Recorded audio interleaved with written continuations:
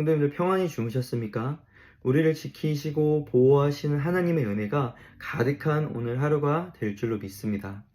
오늘 함께 나눌 말씀은 사무엘상 28장 15절에서 25절 말씀입니다. 블레셋 군대가 다시 한번 이스라엘과 싸우기 위하여서 수넴 지역에 진을 치고 있습니다. 이를 본 사울 왕은 블레셋 사람들의 군대를 보고 두려워하고 벌벌 떨게 됩니다. 사울에게 있어서 큰 위기가 아닐 수 없죠. 그런데 그것보다 더 큰 위기가 있었습니다. 그것은 하나님께 물어도 아무런 대답이 없으시다라는 것입니다. 우리 인생에 수많은 문제가 있을 수 있습니다. 그럼에도 우리에게 소망과 위로가 되는 것은 우리를 도우시는 강하신 하나님이 나와 함께 계시다라는 것인데, 사울은 그것이 막혀버렸어요. 하나님과의 관계의 통로가 완전히 닫혀버렸다라는 것입니다. 이게 정말 위기인 것입니다. 주님의 음성이 들리지 않는다라면요, 그때는 정말로 회개해야 하는 때입니다. 사람은 가장 위급한 시기에 최악의 결정을 할 수도 있고 최고의 결정을 할 수도 있습니다. 우리가 할 수 있는 가장 최고의 결정은 인생의 주인 대신 하나님을 꽉 붙드는 것입니다. 하지만 위기를 만난 사울은요, 그 순간에 최악의 결정을 하고 만다라는 거죠. 사울이 여호와께 묻기는 하지만 사울은 이번에도 자신의 필요를 따라서 하나님을 구했던 것입니다. 더 정확하게는 하나님을 찾는 척했다라는 거죠. 또 그가 붙들 수 있는 여러 방법들 가운데 하나로 하나님의 이름을 부른 것이 아닌가라고 여겨지기까지 합니다. 우리는 하나님만을 붙들어야 합니다. 사울이 정말로 간절하게 하나님만을 구했다라면 지금 당장 내가 물었을 때 들리지 않는다고 해서 그 순간 포기해버리고 다른 방법을 찾을 것이 아니라 주님의 음성이 들릴 때까지, 내 영혼에 주님의 음성이 들릴 때까지 기다리고 또 기다려야 했습니다. 회개하면서요. 사울은 이미 그의 삶에서 너무 많이 늦었습니다. 하지만 아직 끝난 것은 아닙니다. 사울이 만약에 진심으로 용서와 자비를 구했으면 어땠을까요? 통회하고 자복하는 심령을 외면하지 않으시는 분이 우리 하나님이시기 때문에 저는 그렇게 믿습니다. 사울에게도 회복의 기회가 아직까지는 있었다. 하지만 사울은 최악의 수를 두고 맙니다. 하나님의 음성이 들리지 않자 신접한 자를 찾아가서 사무엘의 영을 불러달라고 합니다. 그런데 이 일, 급하니까 그럴 수밖에 없다라고 치부해버리고 그렇게 여길 만한 이 사건이요, 사울에게 있었던 마지막 기회를 완전히 발로 뻥 차버린 꼴이 되었다라는 거예요. 이제는 더 이상 회개할 기회가 없다라는 것이 오늘 본문에서 알게 되는 것입니다. 성경에 보니까 회개할 기회를 얻지 못하는 일에 대해서 말씀하는 부분이 있습니다.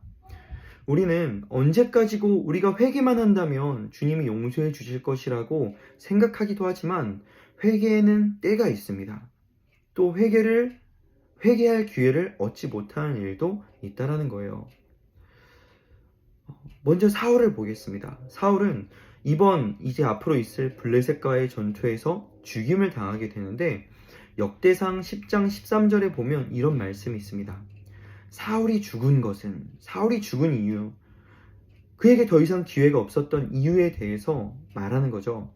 사울이 죽은 것은 여호와께 범죄하였기 때문이라. 그가 여호와의 말씀을 지키지 아니하고, 또 여기가 중요해요. 또 신접한 자에게 가르치기를 청하고. 사무엘상 28장에 있는 그 일이 지금 사울이 죽임을 당한 이유라는 거예요.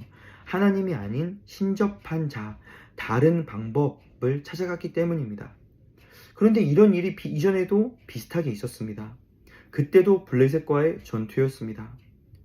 사무엘이 더디오자 급한 마음에 자신의 뜻대로 제사장이 드려야 할 제사를 자신이 직접 드리게 되죠. 이 일로 인해서 촛대가 사울에게서 다윗에게로 옮겨진 바가 있습니다.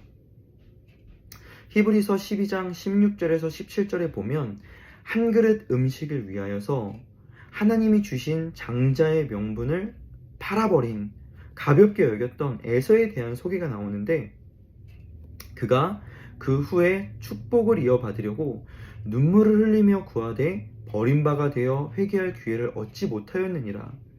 여기서 에서가 흘린 눈물의 의미도 우리는 잘 알고 있습니다. 이것은 분에 대한 눈물이었어요. 겨우 팥죽 한 그릇 때문에 장자의 명분을 팔았던 그 일, 겨우 그 일 때문에 에서는 축복도 받지 못하고 회개할 기회도 얻지 못했다라고 성경은 지금 말하고 있습니다. 지금 나눈 이 세 가지 사건에는요, 하나의 공통점이 있습니다.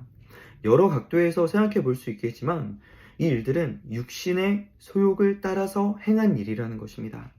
하나같이 급박한 상황 속에서 일어난 일이라는 거죠. 상황이 급하니 내 뜻대로 또 내 육체가 원하는 대로 했다라는 거예요. 그러니 우리는 내 마음이 급할 때의 결정들을 항상 조심해야 합니다. 왜냐하면 내 마음이 급하면 하나님의 음성이고 뭐고 내 마음과 내 생각이 요구하는 대로 우리는 그렇게 행할 가능성이 굉장히 높은 존재들입니다. 로마서에 보면 육신의 소욕을 따라 행하는 자들, 육신의 생각을 하고 육신을 따르는 자들은요, 하나님과 원수가 된다고 하였습니다. 이 말씀을 꼭 기억하시길 바랍니다. 우리의 삶에도 내 마음이 급해지는 때가 있습니다. 예를 들어볼까요? 내가 지금 어떤 일 때문에 너무나도 화가 나는 거예요. 당장 그 사람을 찾아가서 따지고 싶고 화를 내고 싶고 내 마음속에 있는 분을 다 털어버리고 싶지만 내 육신대로 하지 않고 주님께 맡겨드림으로 잠잠히 주님께서 하신 일들을 기다리는 선택을 우리는 할 수 있습니다. 돈이 너무나도 필요합니다. 주일에 예배 나오는 것보다 주일에 일을 하면 돈을 더 많이 벌 수 있죠. 또 부정한 방법으로 재물을 벌 수 있습니다. 내 마음속에 내 육체의 원함은 그것을 원하지만 물질의 주인 되신 주님께 맡겨드리는 선택을 우리는 할 수 있는 거예요. 이 외에도 수없이 많은 예가 있습니다. 나의 연약함을 내려놓고 주님께 구하는 자를요, 하나님은 절대 외면하지 않으십니다.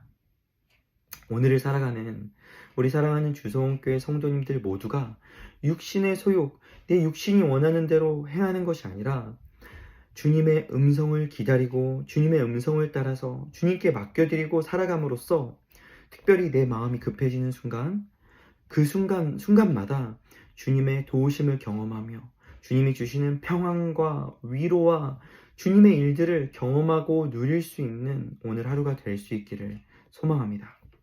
성도님들, 오늘 하루도 주님 때문에 승리하시길 바랍니다.